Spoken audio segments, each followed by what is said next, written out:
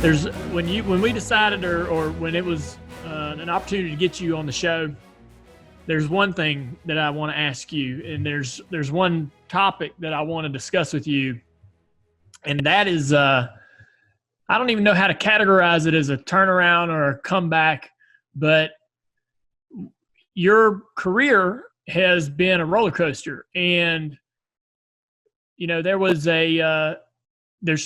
you have changed a lot as a person, in my opinion, over the last several years. And, I'm just curious as to what do you think about when you look back on your career, and what was the catalyst for the change? What's your feelings about that growth to who you are today?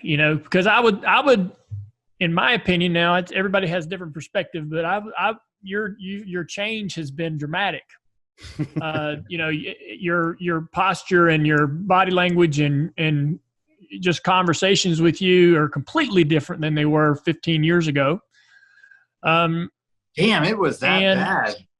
Well, it wasn't bad. It was, not every conversation was the same, but you've just really, from my point of view, made a major effort to change who you were and how you approached your life and how you looked at racing and your job and making yourself happy and all those things. So I just really want to know,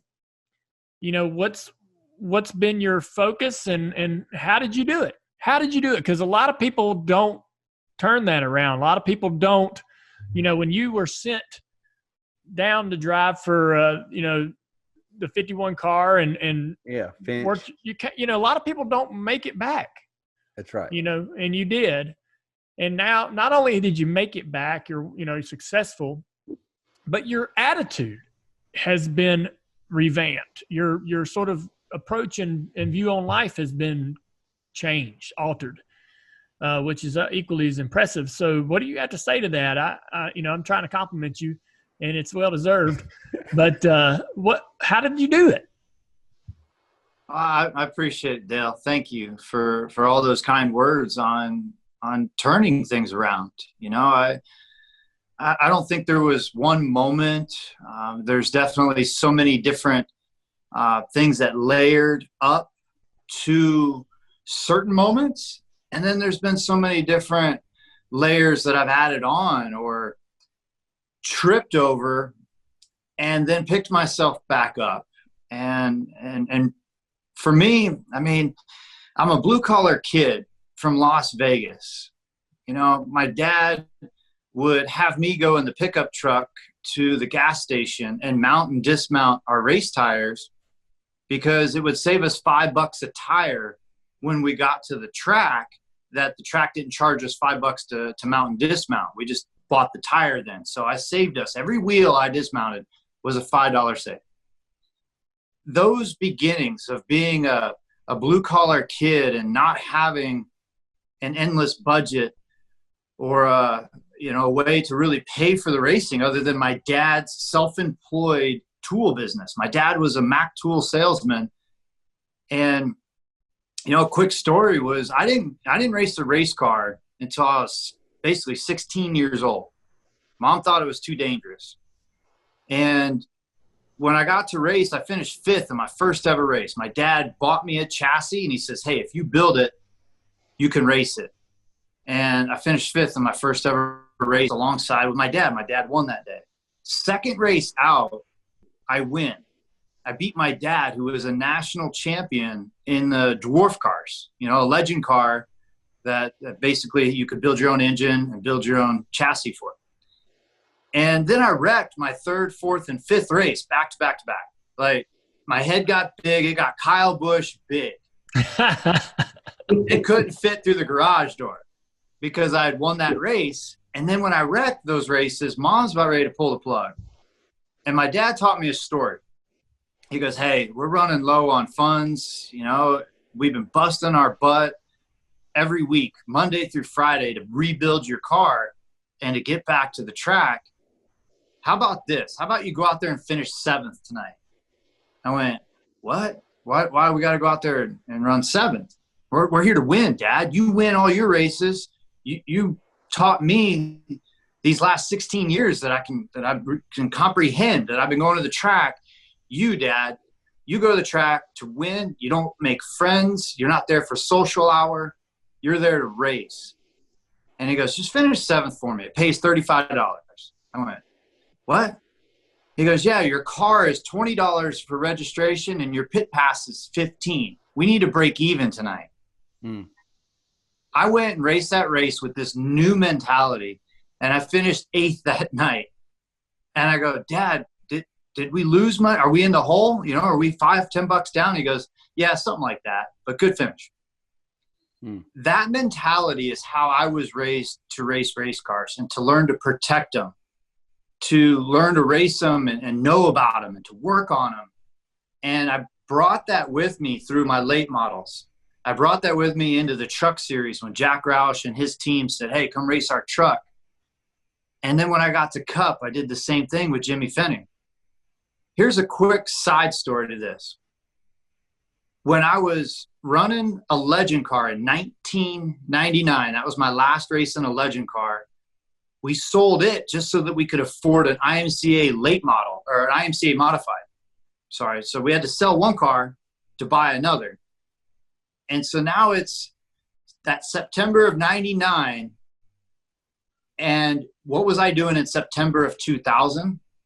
I'm starting 10th at Dover in a NASCAR Cup Series Winston Cup race with Dale Jarrett to my left, Bobby Labonte right in front of me, Jeff Gordon right behind me. I'm running Legend cars in one September with a modified that we could barely afford. And then I'm running a Cup race. That's how fast I came from blue-collar kid, nobody, with that, I'll admit, a Busch ego. And I did it my way to get there. Like everybody said, you're not ready. You know, this isn't good for you. You're going to get steamrolled. You're not going to make it. And my rookie class in Cup, I had Kevin Harvick, myself. Then you hear about this guy named Ron Hornaday Jr., who's the master of the Truck Series and a Hall of Famer, but couldn't quite make it in Cup. Well, it's just the timing, age, you know, opportunity, and how he drove, right? And then there's these two other guys, Casey Atwood. Ray Evernham dubbed him before Casey came. And then Andy Houston was a rookie.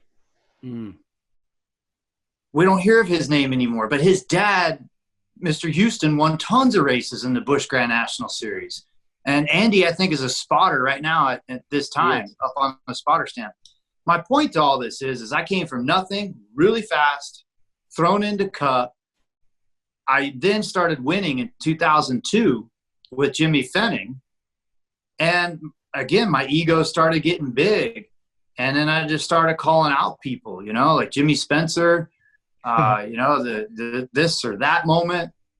And so I just went through a lot in a short amount of time without like the proper coaching.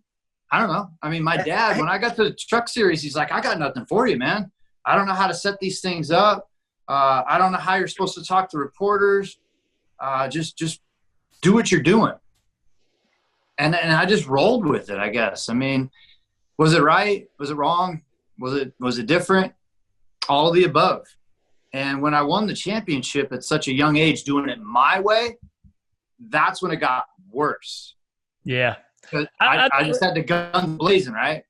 That's a great perspective because I'd never heard your career categorized in such a way that really really brings the focus how quickly you came into the sport, how quickly you became a champion, how quickly all that success was coming at you. And then the worst part, though, was like I thought it was me. I didn't have the 4 letters called TEAM, team.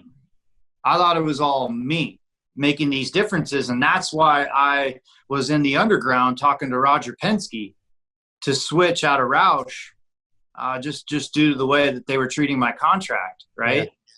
And when I got to Penske, it was a wow. It was just it was a process over there, and it finally wore itself thin. And then so then that departure is what your question was about. I had to framework your question, and when I was in between Penske and talking to other teams, right? I'm talking to Ty Norris now about Michael Waltrip Racing, and he goes, "Kurt, we can't touch you, man." You know, I was talking to Andy Murstein and Richard Petty at RPM about going to drive for them. I talked to Furniture Row, but Barney was kind of like, eh. And I said, you know what? If everybody's saying no, I know somebody that won't say no because I'll go race for free. And Richard Childress told me, and he's like, no, but Richard Childress said, stay in the sport. Don't not show up. You got to be there every weekend, no matter what car you're in, just be there. And that's, you know, I don't want to get into any sticky stuff, but Richard Petty Motorsports wanted me to come race for them. And I said, no, I'm going to go race for James Finch. I want to put myself on a path of a C-level team back to a B-level team and go to an A-level team. And that's what I've done in this decade. The second half of my career was to build it back up, to build teams with my experience, to give back in a way that my dad was giving to me or my Southwest Tour car owner was giving to me. And I humbled myself through that process. And I had a goal. It was crazy. I had a goal that I was going to end up at Stewart-Haas. And I was thinking of that in 2011, December of 2011. And I didn't get to Stewart-Haas until 2014. 2014. Yeah. Did you have any regrets?